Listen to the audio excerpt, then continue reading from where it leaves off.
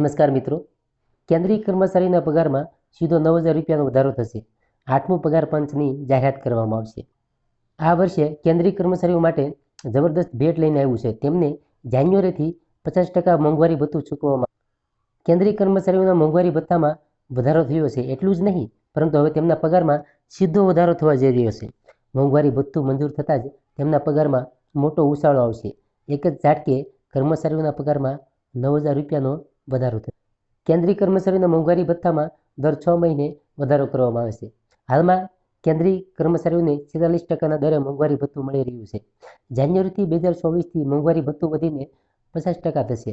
આ પછી નિયમો તેમાં ફેરફાર થતો જોવા મળે. કેન્દ્રીય કર્મચારીઓના પગારમાં ₹9,000નો વધારો થશે. પણ કઈ રીતે?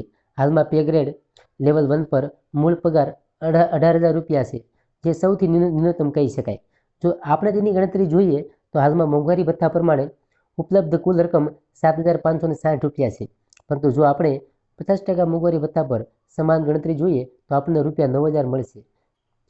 કેસ આવે છે 50% ડીએ પહોંચતાની સાથે જ તે શૂન્ય થઈ જશે અને મૂળ પગારમાં ઉમેરવામાં આવશે. મતલબ 18,000 રૂપિયાનો પગાર 9,000 રૂપિયા વધીને 27,000 રૂપિયા થશે.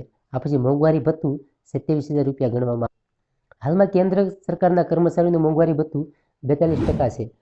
હવે આગામી રિવિઝન જુલાઈ 2023માં થવાનું છે, જેમાં 4%નો વધારો થશે.